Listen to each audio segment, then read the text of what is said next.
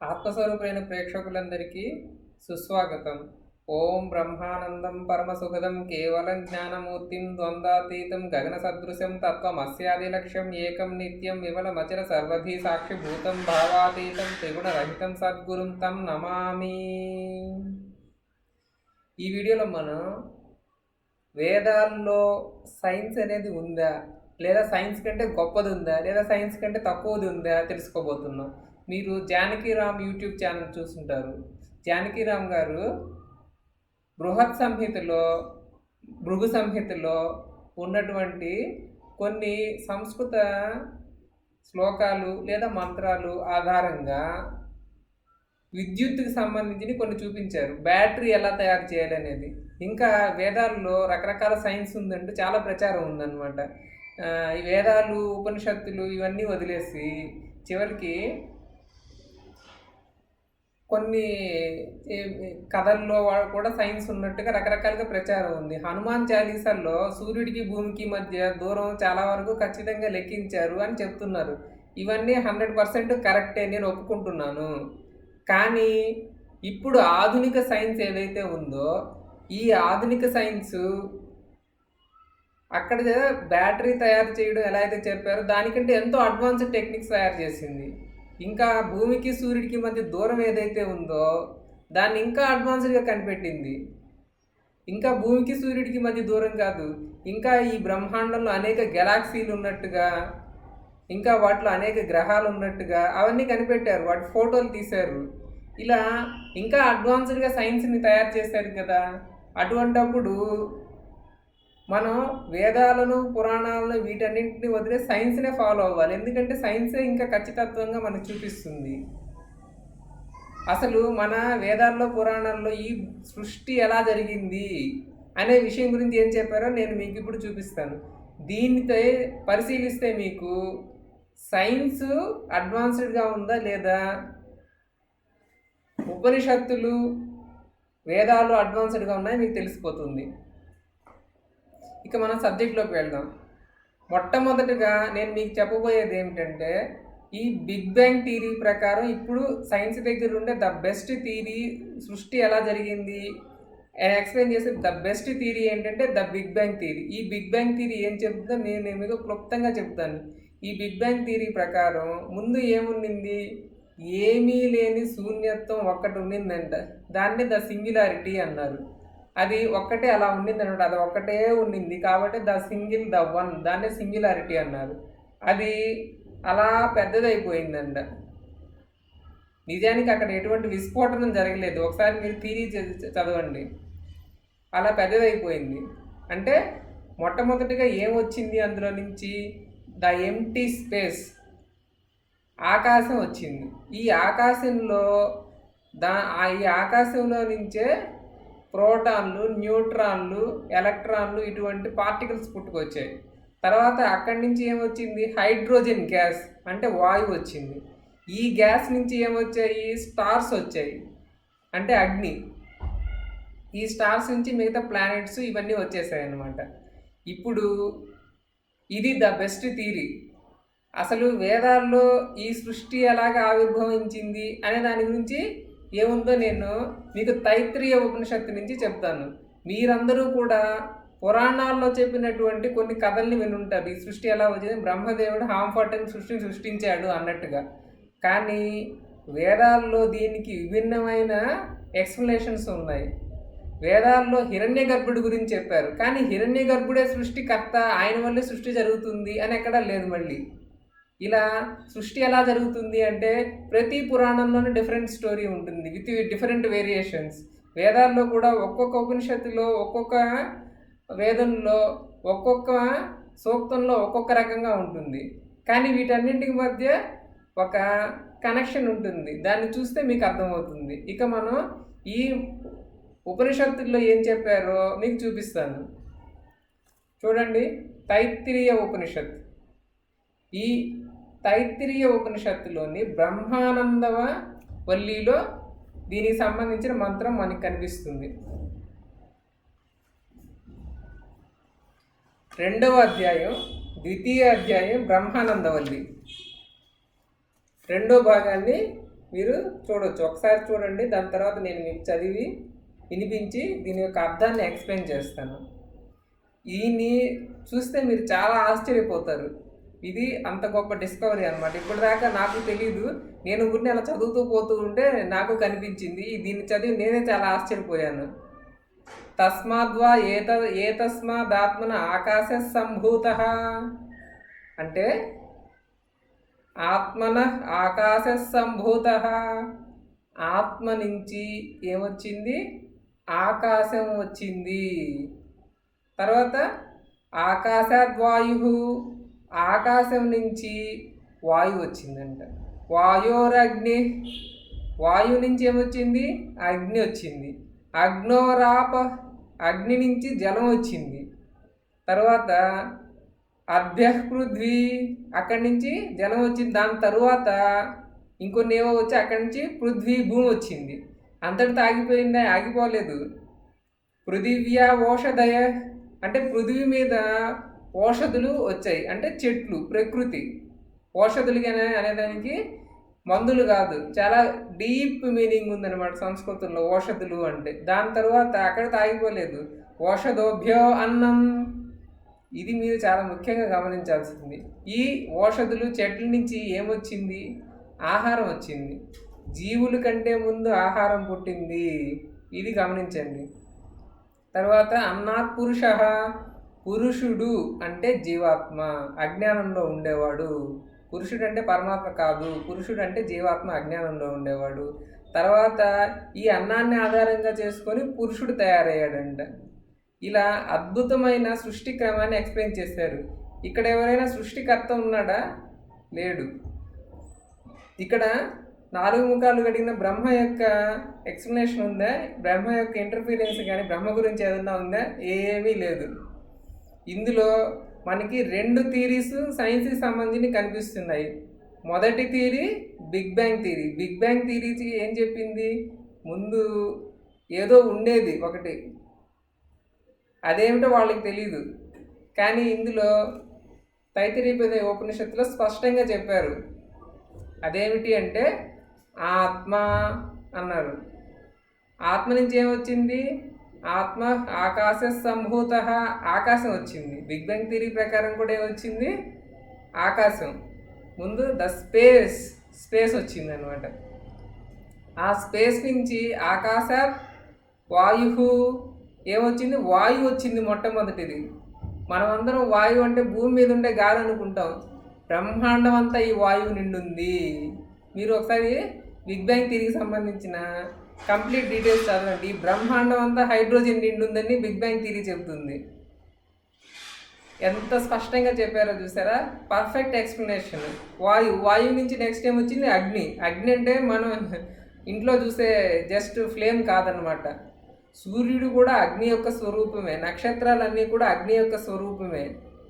వాయువు తర్వాత వెంటనే అగ్ని వచ్చేసింది. అగ్ని నుంచి జలం నుంచి తర్వాత ఈ ఎలిమెంట్స్ అన్నీ వచ్చేసాయి కదా, ఇవన్నీ కంబైన్ అయిపోయి అక్కడి నుంచి పృథివీ నుంచి ఓషధుల నుంచి అన్నము. ఫైనల్గా ఇక్కడ అన్నం నుంచి ఏమొచ్చింది? పురుషుడు వచ్చాడు. ఇక్కడ బిగ్ బ్యాంగ్ థియరీ 2 ఇంపార్టెంట్ పాయింట్స్ని మిస్ అయింది. మొట్టమొదటి ఇంపార్టెంట్ పాయింట్, ఆత్మని తెలుసుకోలేకపోయారు. దానికి ముందేముందో తెలుసుకోలేకపోయారు. కానీ ఉపనిషత్తులు, వేదాలు మనకి ఇచ్చినటువంటి మహర్షులు చెప్పారు అంతకుముందు ఆత్మ ఉండిందని. తరువాత ఫైనల్గా ఏమొచ్చింది? పురుషుడు అంటే చైతన్యము, కాన్షియస్నెస్. ఇంకా వాళ్ళు చైతన్యము, కాన్షియస్నెస్ని గుర్తించలేదు. పర్ఫెక్ట్గా ఇందులో చెప్పినటువంటి ఎక్స్ప్లెనేషను ఇప్పుడు ఆధునిక సైన్స్ యొక్క ఎక్స్ప్లెనేషన్కి సరిపోయింది. ఇప్పుడు మీకు నేను ఇంతకుముందు చెప్పినట్టుగా సైన్స్ కంటే ద బెస్ట్ ఎక్స్ప్లెనేషన్ ఇక్కడ ఉంది. ఇందులో నేను చూపించింది ఒక చిన్న మంత్రమే. ఇందులో ఇంకా ప్రాణం ఎలా వచ్చింది, ఇంకా ఈ శరీరం ఎలా తయారవుతుంది, మనసు ఎలా తయారవుతుందని ఎంతో డీటెయిల్డ్ ఎక్స్ప్లెనేషన్ ఉంది. అవన్నీ పూర్తిగా ఇంకా నాకు అర్థం కాలేదు. కాబట్టి ఈ పాయింట్లో మీరు చూస్తే 100% లేదా 200% ఉపనిషత్తులు, వేదాలు బెటర్ దాన్ మోడర్న్ సైన్స్. ఇప్పుడు ఇంతటితో ఆగిపోలేదు. దీని తర్వాత ఇంకా మీకు చాలా సర్ప్రైజ్ ఉంది. అదేమిటంటే మీకు వాల్మీకి మహర్షి రచించినటువంటి ఈ రామాయణం, దీన్నే వశిష్ఠ రామ సంవాదం లేదా వశిష్ఠ రామాయణం అని కూడా అంటారు. ఈ వశిష్ఠ రామాయణంలో కూడా ఈ సృష్టి ఎలాగ సృష్టించబడింది అనే దానికి సంబంధించిన చాలా కథల రూపంలో చాలా గొప్ప నాలెడ్జ్ని ఇచ్చారు. దాంట్లో ఏం చెప్పారంటే 3 ఆకాశాల గురించి చెప్పారు. మొట్టమొదటిది చిదాకాశం, రెండవది చిత్తాకాశం, మూడవది భూతాకాశం. ఇప్పుడు మనం ఉంటుండేది ఈ బ్రహ్మాండం అంతా కూడా భూతాకాశంలో ఉందంట. తరువాత ఈ భూతాకాశానికి కింద ఆధారం ఏముంది? చిత్తాకాశం. చిత్తాకాశానికి ఆధారం ఏంది? చిదాకాశం. ఇలా ఈ 3 ఆకాశాలు ఒకదాంట్లో ఒకటి ఇమిడి ఉన్నాయంట. ఎలా అంటే, మీరు ఈ పెద్ద డబ్బా తీసుకోండి, దీంట్లో ఓపెన్ చేసి ఇట్లాంటి ఒక డబ్బా పెట్టండి, దాంట్లోనే ఓపెన్ చేసి ఇట్లాంటి ఒక డబ్బా పెట్టండి. అలా ఇంటర్ లేయర్స్గా ఉన్నాయన్నమాట. అంతేగాని 3 డిఫరెంట్గా లేవు. మళ్ళీ ఇక్కడ నా 2 చేతుల్లో, ఈ చేతిలో ఉండేటువంటి ఎంటీ స్పేస్లోనే 3 ఆకాశాలు ఒకదాని మీద ఒకటి ఆధారపడి ఉన్నాయి. కాబట్టి ఈ వేదాలు ఉపనిషత్తులు చెప్పేది ఏమిటంటే, సృష్టి ఇప్పుడు ఈ బాక్స్ కానీ ఈ ఫోన్ కానీ దేంతో తయారు చేయబడ్డాయనే సైన్స్ చెబుతుంది ప్రస్తుతం. ట్రెడిషనల్ సైన్స్ కణాలతో, molecules atoms electron, neutron, proton వంటి ఫండమెంటల్ పార్టికల్స్ తయారు చేయబడ్డాయని చెబుతుంది. కానీ quantum mechanics, quantum field theory ప్రకారం నిజానికి ఈ ఫండమెంటల్ పార్టికల్స్ అన్నీ కూడా ఏమీ లేవు. ఇవన్నీ కూడా ఎక్కడి నుంచి వస్తున్నాయి అంటే ఎంటీ స్పేస్ నుంచి వస్తున్నాయి. అప్పుడు శూన్యంలో నుంచి ఏమైనా రాగలవా? రాలేవు కదా. మరి అసలు ఈ ఎంటీ స్పేస్ అనేది నిజంగా ఎంటీనా కాదా అనే దాని గురించి చాలా గొప్ప ఎక్స్పెరిమెంట్ చేసి కొంత స్పేస్ని క్రియేట్ చేశారనమాట. పూర్తిగా అందులో అన్నీ తీసేసి ఎంటీనెస్ క్రియేట్ చేసి దాంట్లో అసలు ఏముంది అని పరిశోధించారు. పూర్తిగా అది ఎంటీ అయిపోతే అక్కడ ఎలక్ట్రిక్ ఫీల్డ్ కానీ మ్యాగ్నెటిక్ ఫీల్డ్ కానీ ఇక ఎటువంటి ఫీల్డ్స్ ఉండకూడదు. అప్పుడు దాంట్లో ఏముందని పరిశీలించారు. అలా ఇప్పుడు ఎలాంటి ఎక్స్పెరిమెంట్ చేశారంటే, ఇలాంటి ఒక బాక్స్ తీసుకొని దాంట్లో నుంచి గాలి కంప్లీట్గా తీసేశారు. ఇంకా గాలే కాదు, ఒక్క ఆటం కానీ ఒక మాలిక్యూల్ కానీ ఏమీ లేకుండా అన్నిటిని సక్ చేసేసి అక్కడ కొన్ని ఎలక్ట్రోడ్స్ పెట్టి, ఇంకా అది ఆ ఎక్స్పెరిమెంట్ చాలా పెద్ద కాంప్లికేటెడ్. సింపుల్గా అంటే కొన్ని ఎలక్ట్రోడ్స్ పెట్టి అక్కడ వోల్టేజ్ ఫ్లక్చువేషన్స్ ఏమన్నా వస్తున్నాయో చెక్ చేశారు.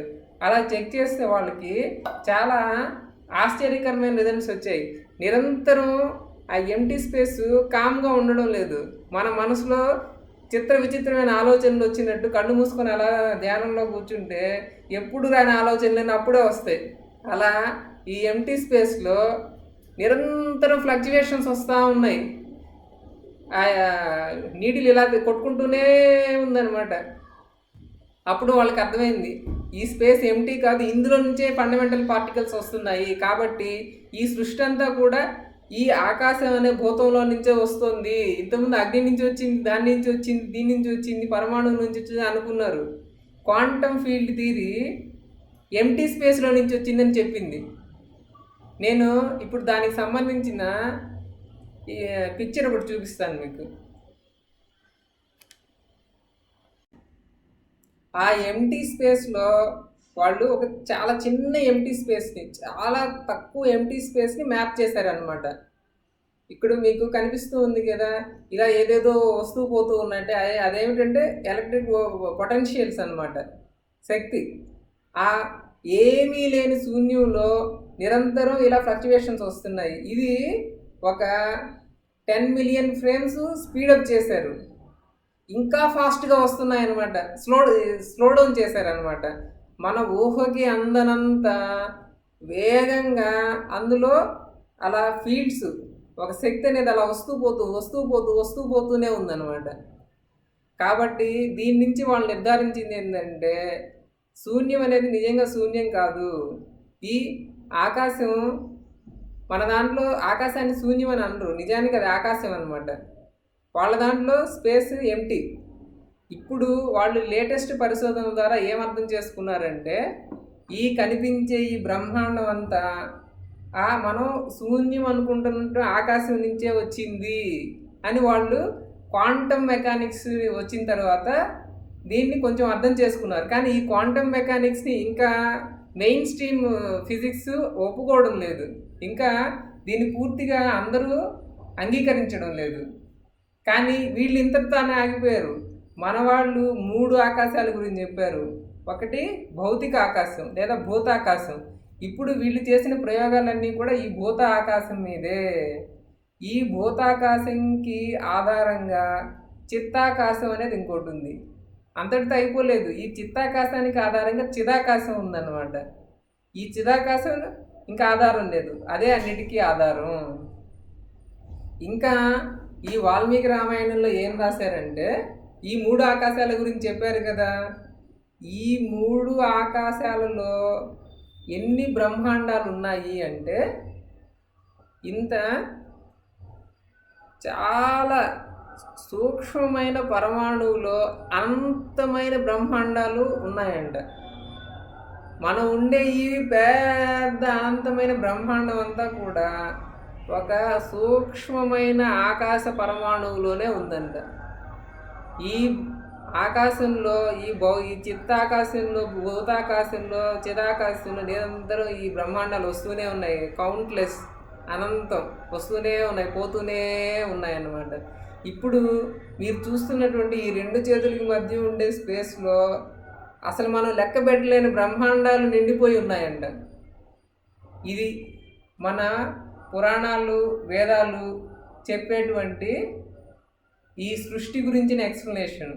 తర్వాత నేను ఇంతకుముందు మీకు ఒక పాయింట్ మిస్ చేశాను, అదేమిటంటే న్యాచురల్ సెలక్షన్. ఇందులో ఈ శూన్యంలో నుంచి, ఆకాశంలో నుంచి ఈ భూతాలు, పంచభూతాలు ఎప్పుడైతే వచ్చేస్తాయో, ఈ పంచభూతాలు వచ్చేసిన తర్వాత ఇక ఒక వ్యక్తి, ఒక దేవుడు అనేవాడు వచ్చి ఒక మనిషిని తయారు చేసి అని గాలి ఇది మనిషిని తయారు చేసి ఇదంతా ఏమి వీటి గురించి చెప్పలేదు. మీరు ఈ ఉపనిషత్తుల్లో చూస్తే ఏం చెప్పారు, ఆటోమేటిక్గా ఎప్పుడైతే ఈ పృథివీ వచ్చిందో, ఈ పంచభూతాలు తయారయ్యాయో, న్యాచురల్ సెలెక్షన్, డార్విన్ సిద్ధాంతం, బై ఛాన్స్ లైఫ్ అనేది వచ్చేసిందని చెప్పింది. కానీ అక్కడ వాళ్ళు మిస్ అయింది ఏంటంటే పురుషుడు, చైతన్యం లేదా కాన్షియస్నెస్. ఇక ఎటువంటి ఎటువంటి దేవుడు అనే క్యారెక్టర్ అవసరం లేకుండానే ఉపనిషత్తుల ప్రకారం ముందు ఈ పృథివీ, ఓషధులు, ఆహారం ఎప్పుడైతే తయారైందో అక్కడి నుంచి ఆహారాన్ని ఆధారంగా చేసుకొని పురుషుడు తయారైపోయాడు అనమాట. అంటే వేదాంతం 2 థీరీస్ని సపోర్ట్ చేస్తుంది, వాటికంటే బెటర్ ఎక్స్ప్లెనేషన్ ఇస్తుంది. అదేమిటి అంటే ఒకటి న్యాచురల్ సెలక్షన్, రెండోది బిగ్ బ్యాంగ్ థీరీ, మూడోది క్వాంటమ్ ఫీల్డ్ థీరీ. 3 థీరీస్. ఈ 3 థీరీస్ కూడా చాలా వరకు అసంపూర్ణమే. అవి 1% అనుకుంటే మన వేదాలు, వేదాంతం చెప్పేటువంటి ఎక్స్ప్లెనేషన్ 100%. అందుకనే ఈ మధ్య నేను ఒక వీడియో చూస్తే ఒక గొప్ప థియరిటికల్ ఫిజిసిస్ట్, క్రిస్టియన్ అతను, చాలామంది థియరిటికల్ ఫిజిసిస్ట్ వాళ్ళంతా ఏథిస్టులుగా ఉంటారు.